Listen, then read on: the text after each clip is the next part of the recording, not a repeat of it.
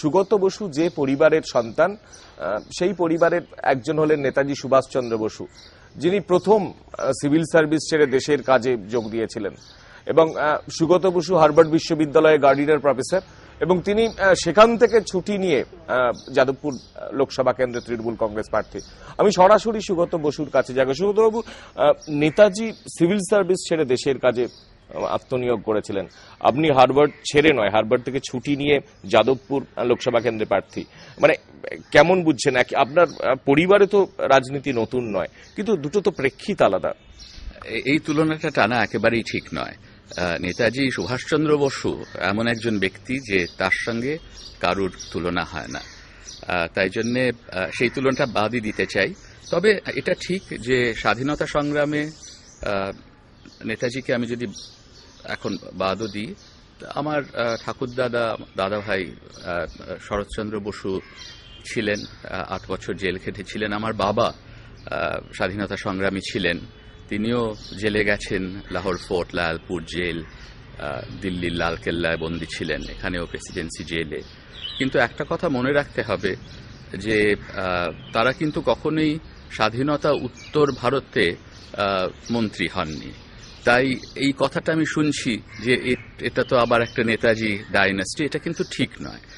একটি পরিবার আছে আমাদের দেশে যারা 40 বছর প্রধানমন্ত্রিত্ব করেছে, গত 10 বছরেও ডিফ্যাক্টো প্রধানমন্ত্রিত্ব করেছে।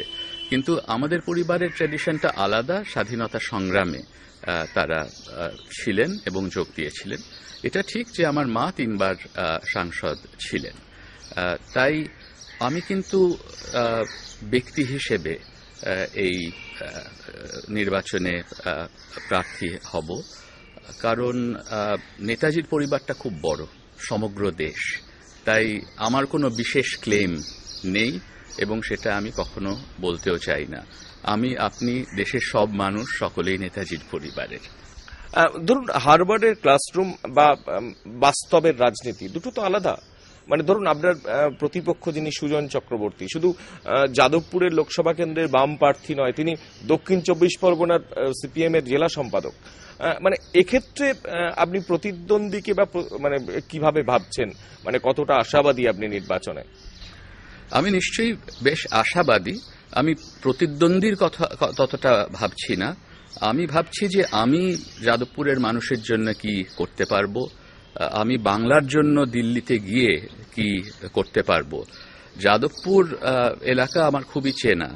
আমার প্রথম কাজ বলতে হয়, আমি যখন কেমব্রিজ বিশ্ববিদ্যালয়ে গবেষণা করছি তখন আমার কাজ ছিল কৃষক অর্থনীতি এবং কৃষক সমাজের ইতিহাস। সেই সময় আমি বাংলার প্রত্যেক জেলায় ঘুরেছিলাম, ডিস্ট্রিক্ট রেকর্ড অফিসে কাজ করেছিলাম। তারপর থেকেও আমার যাতায়াত সবসময় আছে।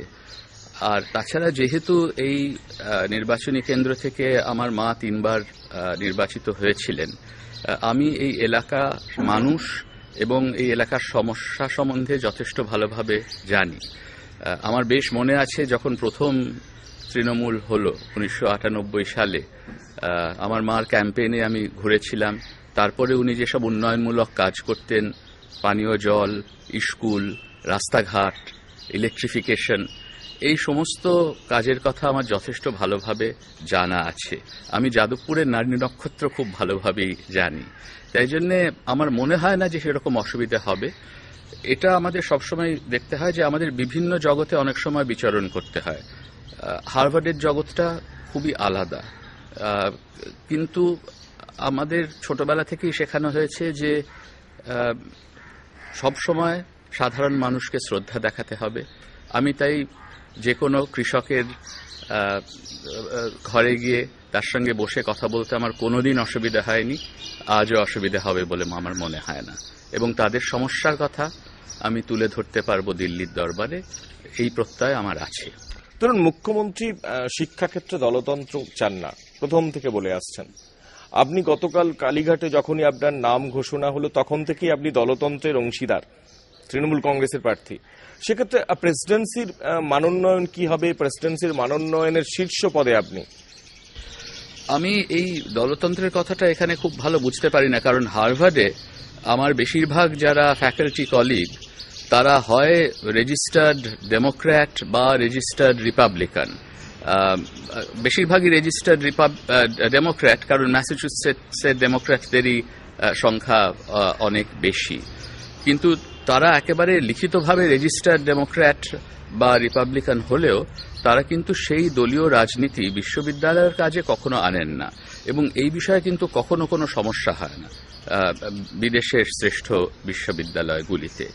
আমাদের যেটা সত্যি দেখা উচিত যে দলীয় যেগুলো লয়্যালটি সেগুলো যেন শিক্ষার ক্ষেত্রে দেখা না দেয়।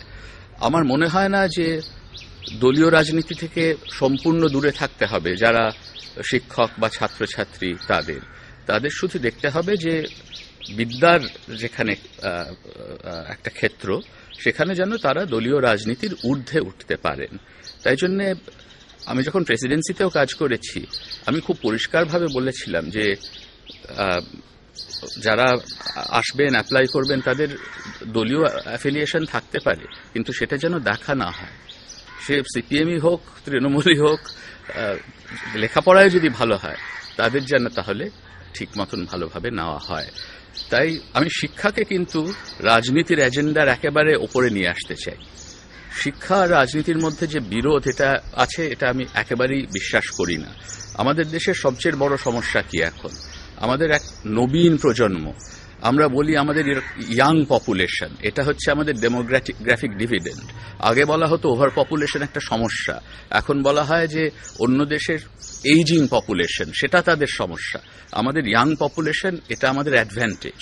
কিন্তু এই অ্যাডভান্টেজ থাকবে না যদি না আমরা তাদের ঠিকভাবে শিক্ষিত করে তুলতে পারি। তাই শিক্ষা আমাদের রাজনীতির একেবারে 1 নম্বর এজেন্ডা হওয়া উচিত। আপনার কাছে শেষ প্রশ্ন হচ্ছে যে আপনার দলের প্রার্থী তালিকায় ঝলমলিয়ার দুটি, দেব, সন্ধ্যা রায়, মুনমুন সেন এবং আপনিও, মানে সেক্ষেত্রে দেবের সঙ্গে নিশ্চয়ই টলিউড অভিনেতা অভিনেত্রীরা প্রচারে যাবেন। আপনার মেন্টর, মানে চেয়ারম্যানের মেন্টর অমর্ত্য সেন, অধ্যাপক অমর্ত্য সেন, তিনি জানেন আপনার খবর এবং তিনি প্রচারে আসবেন? আমি ন্যাচারালি যারা আমার খুব কাছের মানুষ তাদের বলেছিলাম যে এরকম একটা কথা চলছে, কিন্তু আমার সম্পর্ক সমস্ত ব্যক্তিগত, শিক্ষার ক্ষেত্রে এবং সকলকেই যে দলীয় রাজনীতির আঙিনায় এসে প্রচার করতে হবে তার কোনো মানে নেই। তাই জন্যে আমি বলবো যে এই যে রাজনীতির ক্ষেত্রে এলাম, এটা খানিকটা আমাকে রাজনীতির বাইরে থেকেই নিয়ে আসা হয়েছে।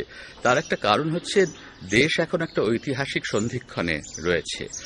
আমাদের ভারতবর্ষ সম্বন্ধে নতুন ভাবনা দিল্লিতে তুলে ধরতে হবে, কারণ আমরা কি ধরনের ভবিষ্যতের ভারতবর্ষ পাব সেটা অনেকটাই নির্ণয় হয়ে যাবে এই নির্বাচনে। আমি 2014 না হলে আমি এই রাজনীতির ক্ষেত্রে আসতে রাজি হতাম কিনা খুব সন্দেহ আছে। আমি দেখলাম যে একদিকে কংগ্রেস ভরাডুবি হচ্ছে, অন্যদিকে যে অল্টারনেটিভটা উঠে আসছে সেটা একটা রিলিজিয়াস মেজরিটেরিয়ানিজমের উপরে ভিত্তি করে, এবং সব যারা বিগ বিজনেস তাদের পক্ষে। এইরকম একটা সময় যাতে আমাদের দেশের সমস্ত ধর্মীয় সম্প্রদায়, সমস্ত ভাষাভাষী মানুষকে একত্র করে যাতে একটা সত্যিকারের ফেডারেল ইউনিটি গড়ে তোলা যায় ভারতবর্ষে, সেই কাজে যদি আমি একটু সাহায্য করতে পারি তাহলে সেটা আমার করা উচিত বলে মনে হলো। তাই এই মুহূর্তটা খুব জরুরি। আমি কখনোই লেখাপড়ার জগৎ ছাড়ছি না। বই লেখা এবং বই পড়া কখনো ছাড়া যায় না, সেটাই আমার আসল সত্তা। আমি ইতিহাসবিদ, সেটাই হচ্ছে আমার আসল সত্তা। কিন্তু এই একটা যুগসন্ধিকালে যদি ভারতবর্ষের রাজনীতির ক্ষেত্রে অন্তত কিছুটা নতুন ভাবনা এনে খানিকটা সাহায্য করতে পারি, তাহলেই আমার মনে হয় একটা ভালো কাজ হবে। তাই জন্যই আমি রাজি হয়েছি।